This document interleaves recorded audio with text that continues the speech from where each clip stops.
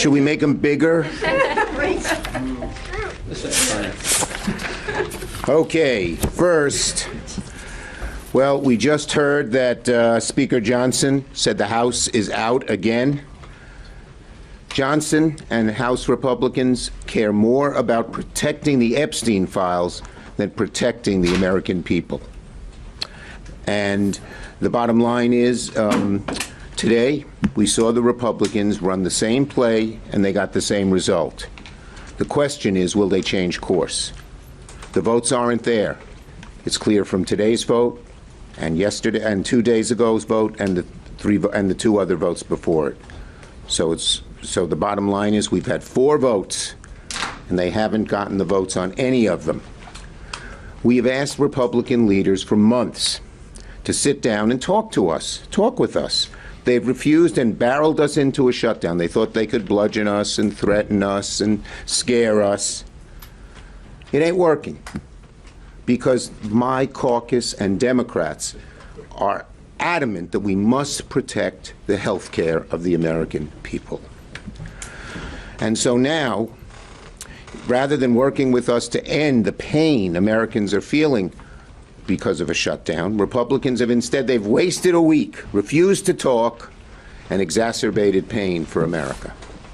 Instead of trying to come to the table and negotiate with Democrats and reopen the government, the White House and fellow Republicans have vowed to make this a maximum pain shutdown, they call it. Unfortunately, the maximum pain falls on the American people, and the American people know it.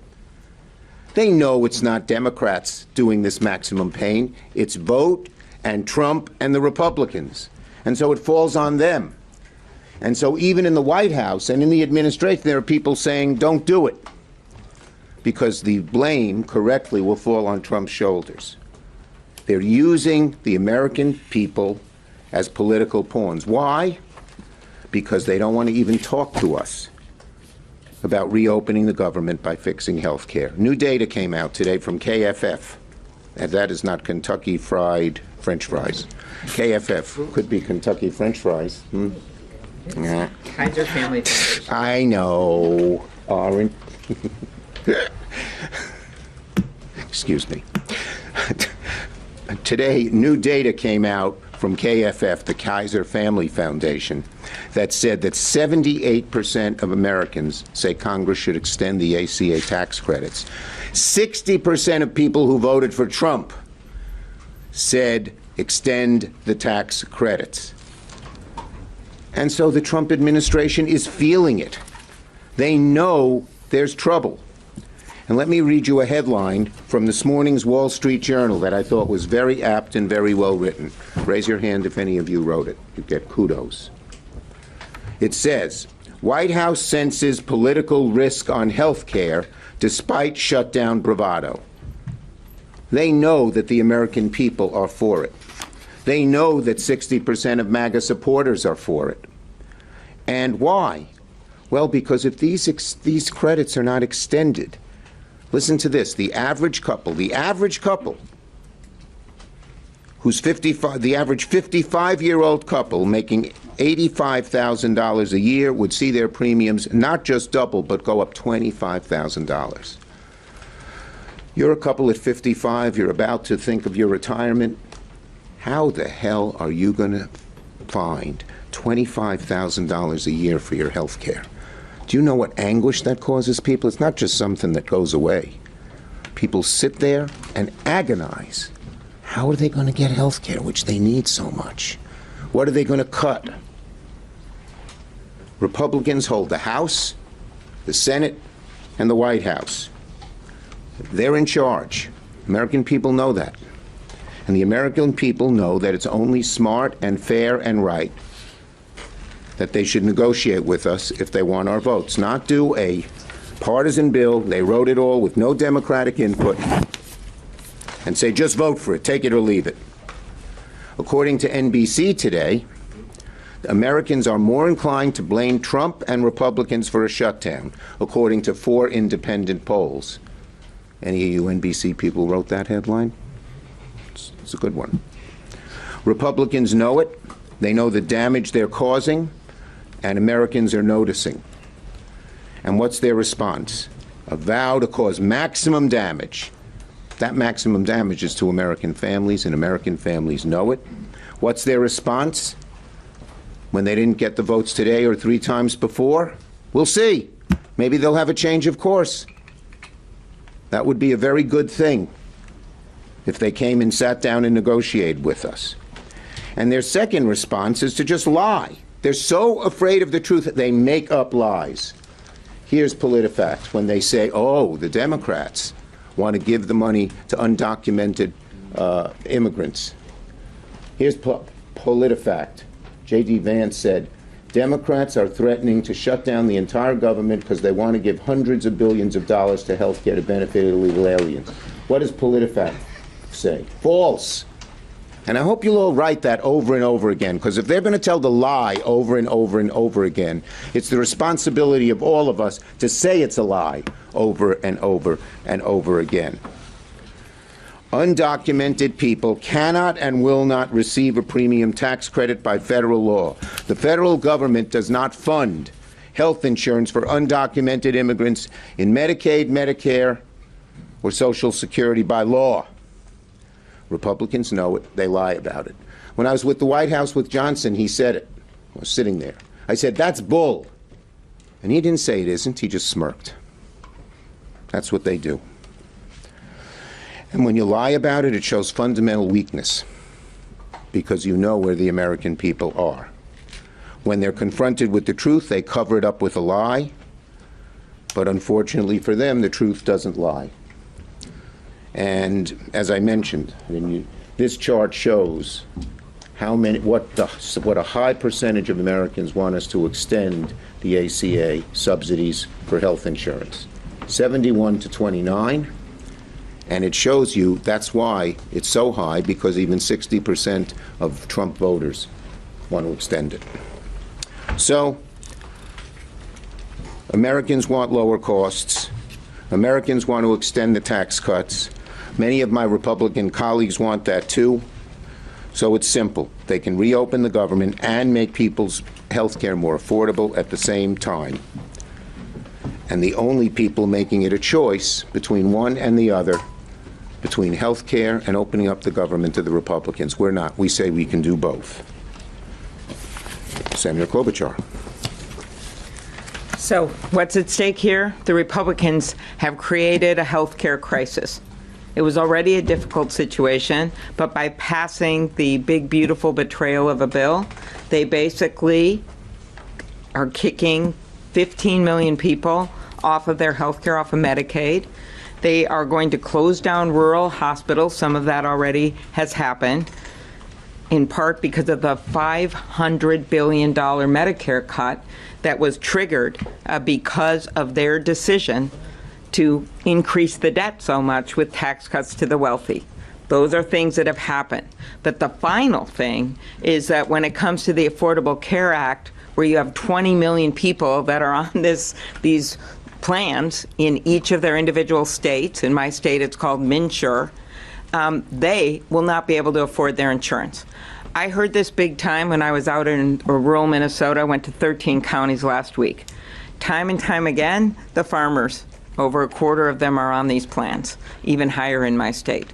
And they told me, we can't afford it. It's going to double our premiums. One guy said it's like a perfect storm of ugly between the Republican tariffs and the health care costs and what's happening with their input costs like fertilizer because of the tariffs that have been put on those. That's what's happening right now. And what does the president do? $20 billion to Argentina, while our soybean farmers have literally had their entire market dry up. So what else has he done in response to our serious requests to have negotiations? He posts a deepfake video with sombreros in it, and he thinks that's funny. This isn't funny to the American people who are starting to get their premium bills right now. Then today it's the Grim Reaper with himself in a video that is just, again, completely, he thinks this is funny. He thinks that people are going to joke about this. I promise you, they're not. They are seeing their premiums double right now. So why is this something we're standing up for now? Because it's happening now. Ask anyone you know. It is not a December thing. It is not a January thing. It is a now thing. And we are asking them to meet with us to do something to help fix this healthcare crisis. And it's something they can do. It's something I am sure many of you have heard them behind closed doors say they actually want to do, because they've realized so many of their rural constituents, and when you look at the number, you realize so many Republican constituents know that this is a plans that are relied on by small businesses, by individual farmers, by people that don't work at big corporations so they can't afford their own health care. That's what happens. And I just cannot believe that they've decided instead to repost offensive deepfake videos than actually get to work, open the government, and do something about health care. Thank you, Senator Klobuchar. Senator Schatz. Somebody sent me the notification that the House is not planning on coming back next week, and I think there is not a clearer illustration of their lack of seriousness in terms of reopening the government and solving the healthcare crisis. And there are a lot of people asking us, why now? And the answer is, the crisis is now. People are getting their letters now. The price spikes 114% for 24 million Americans. They're happening now. And so in the four corners of the Capitol, this is being treated as a kind of political question and a procedural question and a kind of public relations question. But for tens of millions of Americans, people on the exchanges, but also everybody else, because we know how health insurance works. When people lose their health insurance, everybody else who retains their health insurance sees a spike in their rates as well. Tens of millions of Americans are actually getting hurt, and this is not an abstraction or something that we're going to argue about that may or may not happen 18 months from now or 24 months from now or 3 or 4 years from now. They're getting the letters now, and some of those letters say, we're not sure how much your increase is going to be, but we'll let you know later. And some of those are pretty explicit. You were paying $289, now you're paying $485. And so this is serious business. And if you look at Leader Schumer and Senator Klobuchar and a lot of our leadership, we are perfectly willing and capable to do bipartisan compromises when it's in the interest of the public. But we need a dance partner. We are sitting here saying we are willing to solve this problem with you because this is hurting your constituents too. But you have to sit down and work with us to solve this urgent healthcare crisis. Senator, thank you, Senator Schatz. Yes. I asked Speaker Johnson this morning about what he's willing to do to make sure premiums don't spike for Americans, and he said, quote, "We are committed and will do whatever it is necessary to make it happen." So my question to you is, short of your bill, what commitments do you need to see? Look, I'm not going to negotiate in public. As I said, we need to protect Americans from these rising insurance rates. And we need to sit down and negotiate it. He won't even do that. So how can he say he wants to help Americans if he won't sit down? He knows he needs both sides to get it done, plain and simple. In the White House the other day, he said he didn't want to do any ACA. And he said that before in the past as well. But the American people are going to make it clear to him and certainly his members that they want it done. And I believe that they will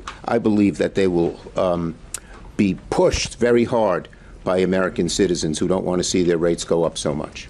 There are some informal talks going on between senator to senator. How dialed into these talks are you? Do you think they're making any progress? Yeah, look, first my Democratic senators who were involved came to me, a bunch of them, and said, should they do it? I said, by all means. We want Democrats to talk with Republicans. And so it's a good thing. Unfortunately, last night, if you ask our Democratic senators, the Republicans didn't offer anything really new, just the same old stuff. And so nothing new on ACA, nothing on rescissions. And so, look, our Democrats want to go back and negotiate again, but they got to negotiate with something, get something in return. Yes. Yes. Does whatever bill that you support to open the government, Does that have to include language specifically addressing the ACA crisis? And secondly, you mentioned that President Trump at the White House meeting was open perhaps to extending these subsidies, or at least he was sympathetic. You said he heard about it for the first time. Have you tried to reach out to him again to kind of keep that conversation going? Well, look, the bottom line on that is we need the president to be involved.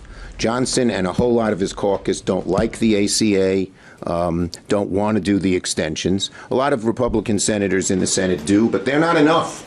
Thune is not enough. You need Johnson, and you particularly need Trump to get it done. So that's the bottom line, and we need real improvements in Americans' health care, plain and simple. Calling someone in the back. Leader Schumer. Way in the back. Yep, go ahead. Leader Schumer, it was reported that there was a 34% increase in demand at a military food bank in Fort Worth, Texas this week. How do you square the needs of constituents facing an immediate pain during a shutdown with your focus on lowering healthcare premiums? The bottom line is there's a simple way to end the shutdown. Come and sit down and negotiate a fair bill with us. Yes. The president, as you say, has been tweeting out memes. Democrats have said that he doesn't understand this healthcare crisis. What makes you think, what evidence do you have that he will eventually be bowed to public pressure? The evidence we have is right here. 60%, or 58 I think it is actually, of Trump voters want it extended. And it's going to, the pressure on the president to do the right thing here will get greater in the month, as both Amy and Brian mentioned, as people get their new health care bills, and they see how much it is. It's shocking how much it is. And they go and say who did it, and we Democrats are going to be there day in and day out and say, the president and the Republicans did it. And that's why we feel that's why we feel we're in a strong position. So you're willing to Thank wait you, this out for a everybody. month? Are you willing to wait this out for a month?